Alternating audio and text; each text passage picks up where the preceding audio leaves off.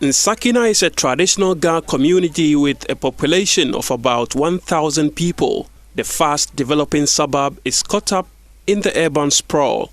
River Nsakina, on which I am literally standing, is one of the tributaries of the Wager Dam and the Densu River. But at the blind side of the authorities, some faceless individuals are pushing the boundary of the river by reclaiming it with laterite and garbage, risking lives and setting the stage for a future disaster.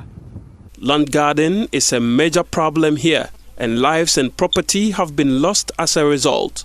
Queen Mother of the area, Nsakina I, has been working with the assembly to end the dangerous development of reclaiming and selling parts of the Nsakina River.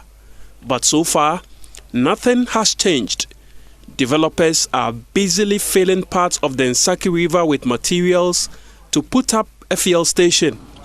The station adds to a chain of homes that have already been built on this otherwise flowing water body, which is now a shadow in its former self.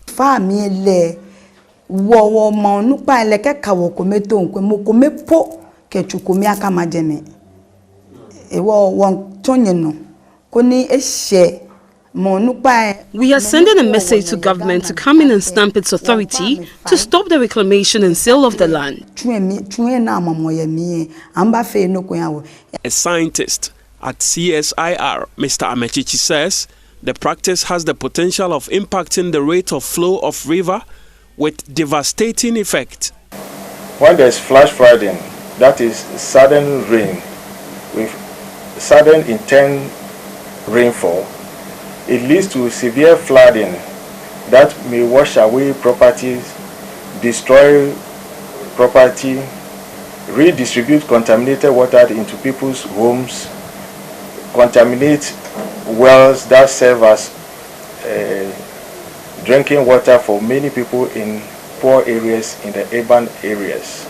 It also has the potential of fueling climate change, a phenomenon that no country under the sun, according to the International Panel on Climate Change, has the capacity to fully deal with. Abdullah Moksit is secretary of the International Panel on Climate Change. All the activities. It also showed that no region, no small place in the world is not affected by a climate change. Developed or developing countries are concerned. And not only this, and this is also the heart of what is now discussed, all the countries, even developed, don't have the capacity to adapt and to manage those extreme events.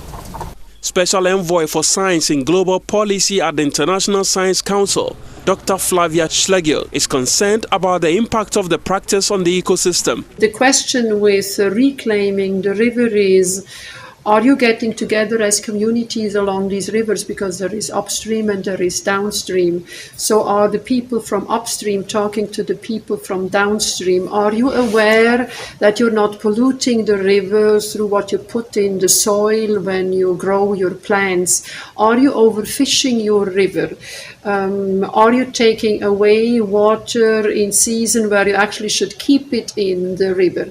So I guess there is a lot of knowledge about how to manage the natural resources you have. The United Nations forecast of the impact of climate change shows that nations would in the coming years invest trillions of United States dollars in infrastructure to mitigate climate change. Secretary General of the United Nations, Antonio Guterres, has therefore encouraged nations to make the building of resilient infrastructure central to their investments. From the South Pacific to Mozambique to the Caribbean and beyond, I've seen the devastating and life-changing impact of the climate emergency on vulnerable communities. Disasters inflict horrendous suffering and can wipe out decades of development gains in an instant. In the coming decade, the world will invest trillions of dollars in new housing, schools, hospitals, and infrastructure. Climate resilience and disaster risk reduction must be central to this investment.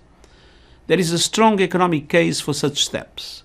Making infrastructure more climate resilient can have a benefit-cost ratio of about 6 to 1. For every dollar invested, $6 can be saved. The faceless individuals may be undertaking the nefarious activity of reclaiming a primary source of potable water for thousands, if not millions, of people in the national capital at the blind side of the law today. But if and when disaster strikes tomorrow, it will be glaring and the states will rush here with aid. A stitch in time, we say, saves 9. Latif Iddrisu, Joy News, from the swampy Nsakina River.